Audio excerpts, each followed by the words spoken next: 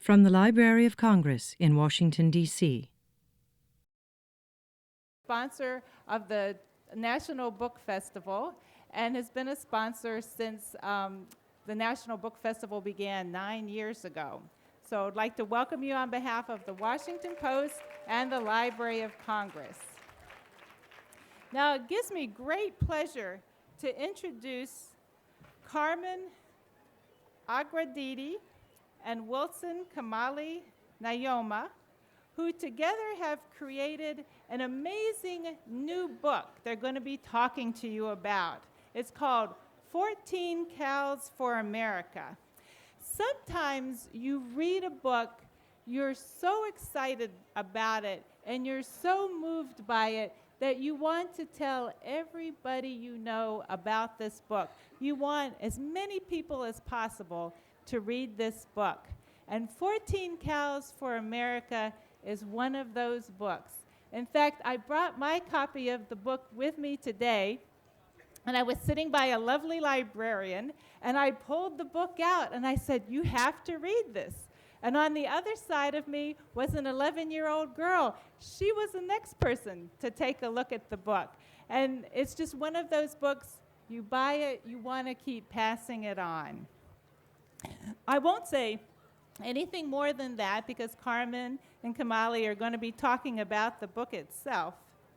But I just want to say a few more words about their background. Carmen is also a very talented storyteller who's traveled the globe telling stories and collecting stories. And she obviously has many fans in the audience. She's also a children's book author of many award-winning and popular children's books, Library Dragon and The Yellow Star. Kimeli recently received his master's in molecular biology from Stanford University and will soon begin studies in peace and conflict resolution in Australia. So welcome, Carmen and Kimeli.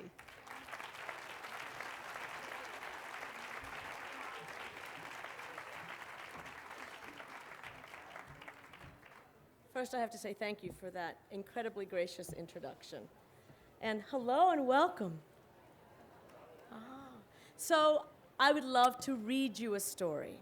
And those of you that are used to hearing me tell a story, this is a picture book.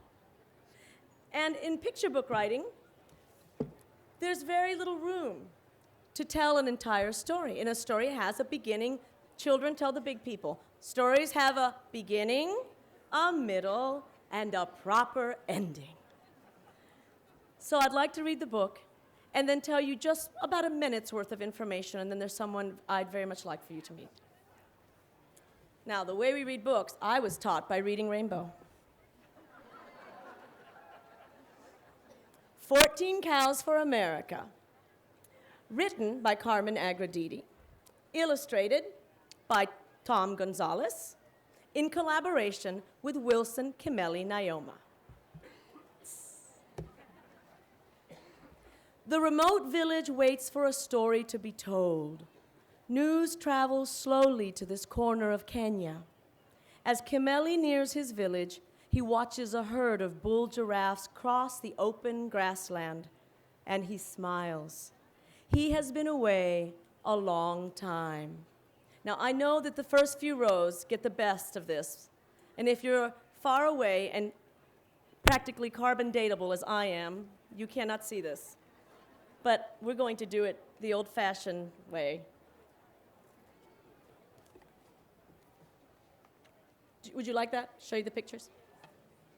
A girl sitting under a guava tree sees him first and cries out to the others. The children run to him with the speed and grace of cheetahs. He greets them with a gentle touch on the head, a warrior's blessing.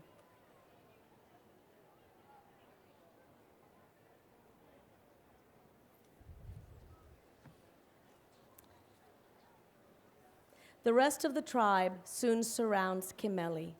These are his people. These are the Maasai.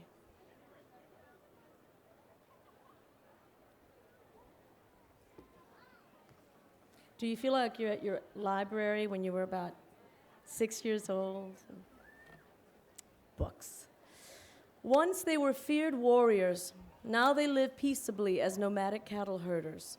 They treat their cows as kindly as they do their children. They sing to them, they give them names. They shelter the young ones in their homes. Without the herd, the tribe might starve. To the Maasai, the cow is life.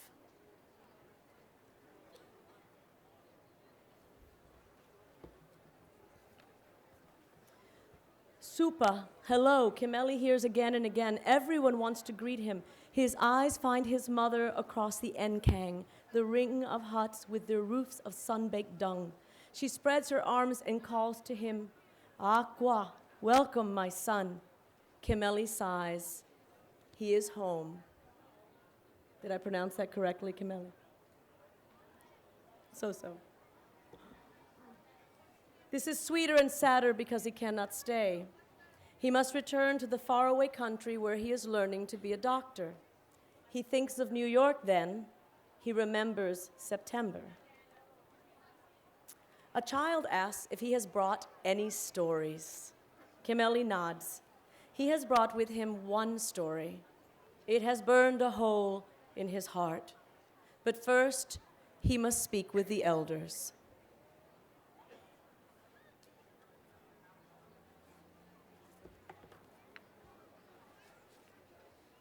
Later, in a tradition as old as the Maasai, the rest of the tribe gathers under an acacia tree to hear the story.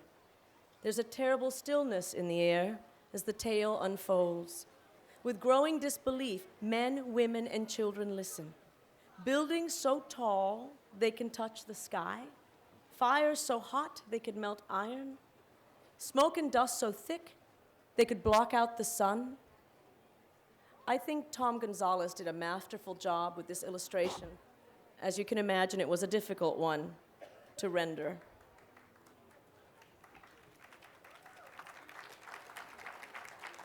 I'll tell him you said that. That's sort of like speaking. The story ends. More than 3,000 souls are lost, and a great silence falls over the Maasai. Kimeli waits. He knows his people.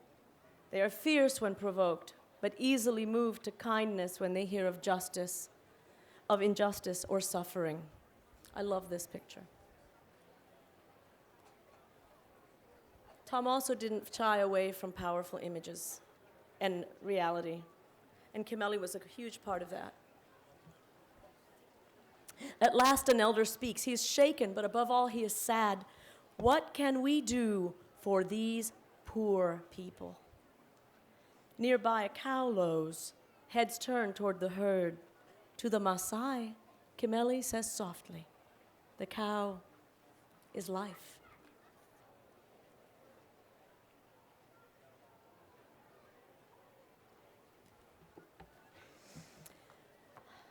Turning to the elders, Kimeli offers his only cow and Karis. He asks for their blessing and they give it gladly, but they wish to give something more.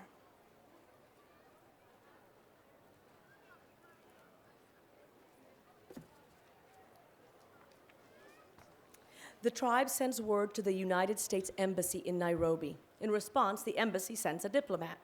The jeep jounces along dusty, rugged roads. He is hot and tired, this diplomat. He thinks he's going to meet with Maasai elders. He cannot be more wrong. As the jeep nears the edge of the village, the man sits up. Clearly, this is no ordinary diplomatic meeting. This is, and I'm going to break our pattern and show you the illustration first, a ceremony.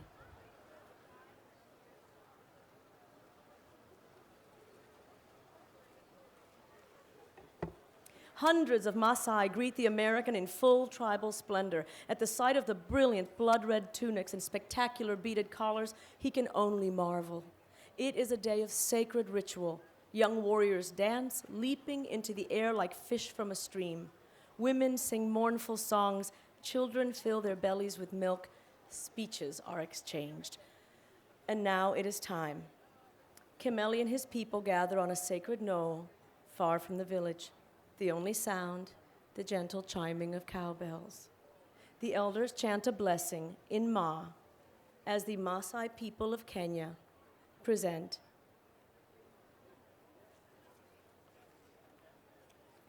"14 Cows for America."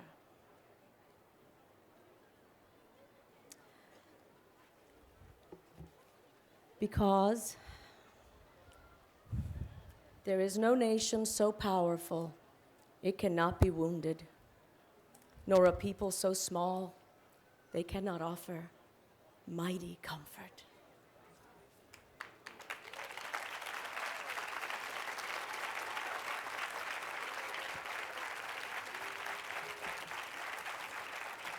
Thank you. Thank you so much. This was a journey, and there's so much we'd like to tell you, but time is brief. So I don't want to take up much time. I wanted to read the story and to tell you that I learned of it through the New York Times on a blustery morning in April when I picked the gray lady up off my stoop in Atlanta, Georgia. And as I read the story by Mark Lacey, the young correspondent for the Times, I sat. Do you remember those first months? This was April 2002. Do you remember how raw we all were? Even a plane passing overhead sent a shudder. There was a surreal feeling to that time. And I remember I was so moved by it, but even artists can't always produce work when they are, when it's too fresh. I knew for myself it wasn't a time when I could write anything from that tragedy. It took many years, 5 years. And eventually I was able to write the story, and then I found Kimeli. So I would like to introduce a very special person. Kimeli has flown in. He's been in Kenya the last few weeks with his family and his tribe. And he's here today, and he has some things to say as well. And then we're going to open up the floor for questions. Would you like that? All right. So Wilson Kimeli Naiyomah, please welcome.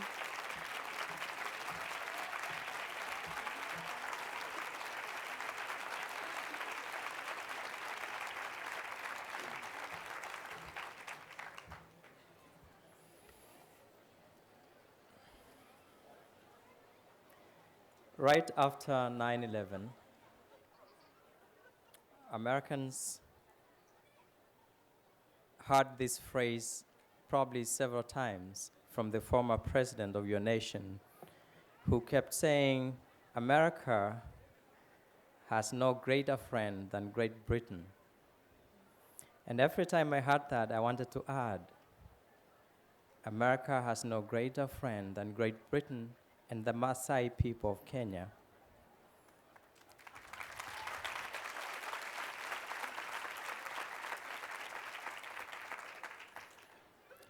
And truly, the American people proved that they do have an affinity and affection for the people of Kenya, because about 6 years after we gave 14 cows, you elected a kinsman of mine to the White House.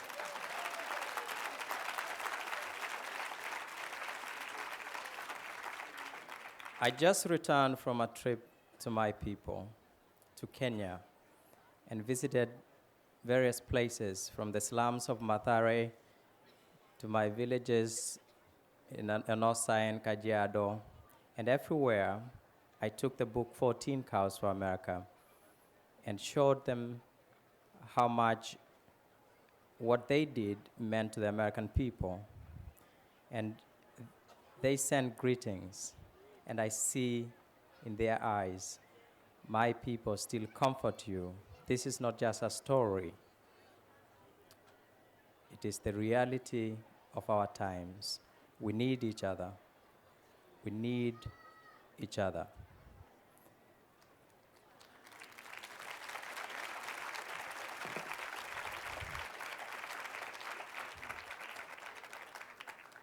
I was told to tell you why cows, why not money, why not grains, why not anything else? Why did we give 14 cows? I want you to imagine a tribe that believes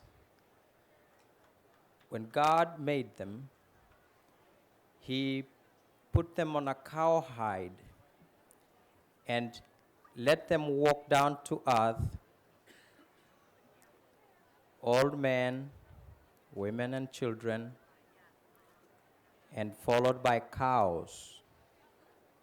When these people touched the ground in a deep valley called the Kerio Valley in Kenya, they were not supposed to do any agriculture.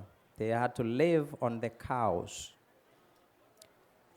So this is the belief. This is probably a myth. But as you know, the way you believe is the way you live.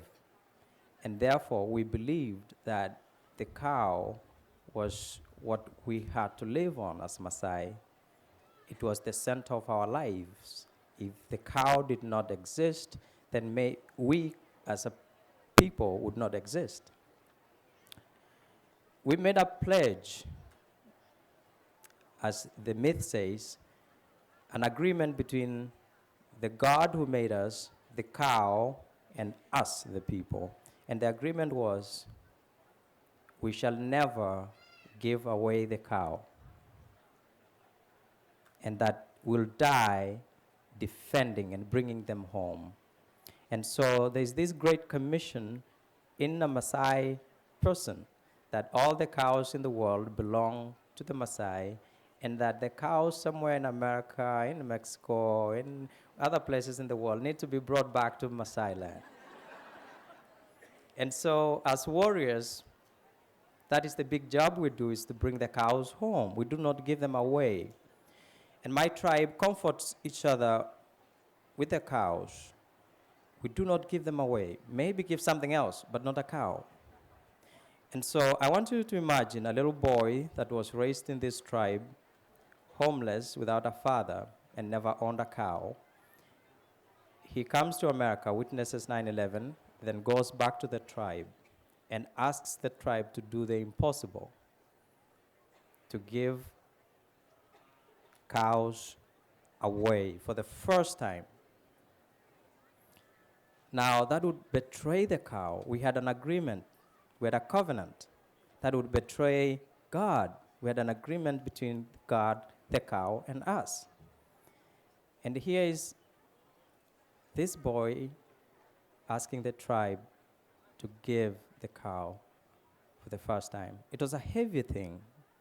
So as you hear about 14 cows, the sacrifice wasn't really the economic value of the cow, but we had to break a covenant, a sacred one, because that is how much it will take to comfort America. So that is the bottom line of the story. And as you know, Americans, you know what agreements mean. You know what covenants mean. You do not want to break them. But was it worth it to comfort you? Yes. Did it bring tears in our eyes as Maasai? Yes. And did it bring tears of relief and joy and friendship to America? Yes. I received more than 40,000 pieces of mail from Americans saying thank you. And I knew we did not betray the cow. We did just the right thing at a very difficult moment. Where are the cows now? A lot of Americans said, bring the cows home to America. Bring them home. And there was a great push to bring the cows home. And I remember the State Department and the embassies telling me, Kimeli, please do not support the calls to bring the cows here. And I was torn between standing by your government, standing with your government, or standing with the American people. And I said, these cows were for the American people. They were supposed to comfort them. And so a part of me said, bring the cows here. And then I was told, if we bring the cows here, they might end up in a zoo. And then I remembered as a Maasai, cows, zoo, no. We bring them to Maasai land. Remember, the commission was to bring them to Maasai land so they can roam freely in the savannah, in the grasslands, so they can be free. So I began thinking, I just might support this idea of the cows staying in my village so that they are free, they are happy.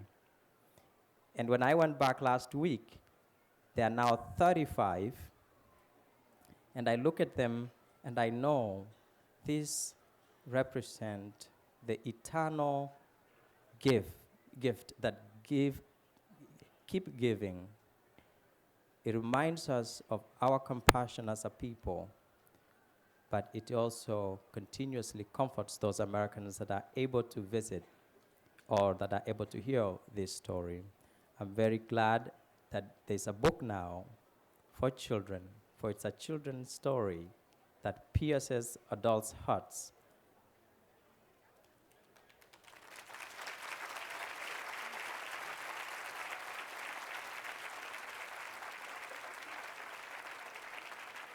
My hope is every anniversary of 9/11, when Al-Qaeda and Osama bin Laden releases a tape or something like that,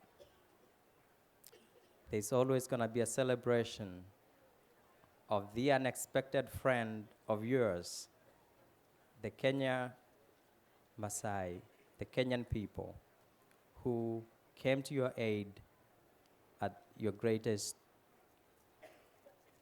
hour of need.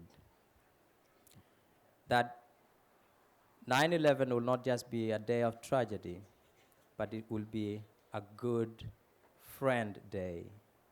Because then you remember at my greatest, at my hour of need, an unexpected friend from somewhere far away, that village that the Washington Post once called the end of the world, came to my aid.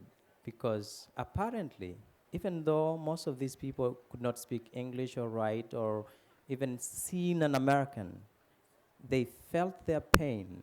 When the Stars Spangled Banner was played in the village, I requested the US Embassy to play a recording. And I stood and put my hand across my chest as you Americans do. And the entire village stood up and did the same. And I could see the elders moved by a song they didn't understand. And when the American ambassador broke down and cried, at that hour, I knew our commonality, our sameness, our humanity had come together, and we had taken some of your pain, and I hope you feel better.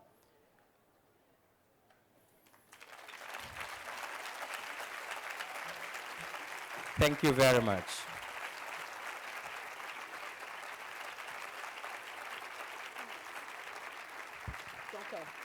We have 2 minutes for questions, and we hate to make it so quick. There's a microphone right there. If you have a question, we can probably take 2 questions. No guts, no glory.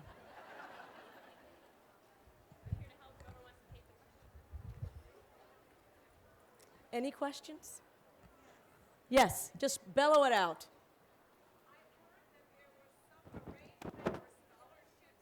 Yes, there was an arrangement for scholarships. The U.S. is now sponsoring. The U.S. government came and asked the Maasai to keep their cows for them. And they said, we also want to say thank you to the Maasai people. They gave 14 scholarships to help poor children in my village get a high school education.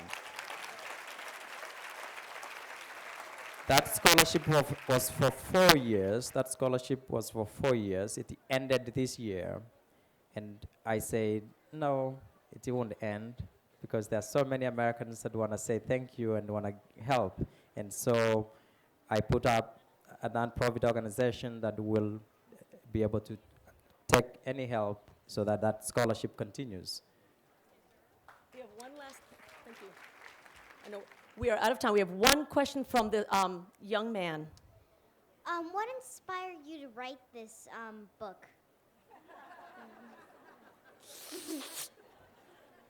I don't like kids at all. The story that I read in the newspaper, writers get ideas from many places. Things we read, places where we sit too long in a theater and we hear a great conversation in the back and stay after everyone's gone because we want to know the ending. We get stories from many places. This one came from something that really happened. And now we hate to leave you, but we thank you for coming, and we thank Kimeli and the Maasai especially for their mighty gift.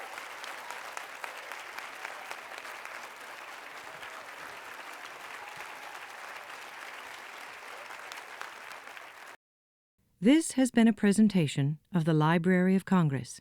Visit us at loc.gov.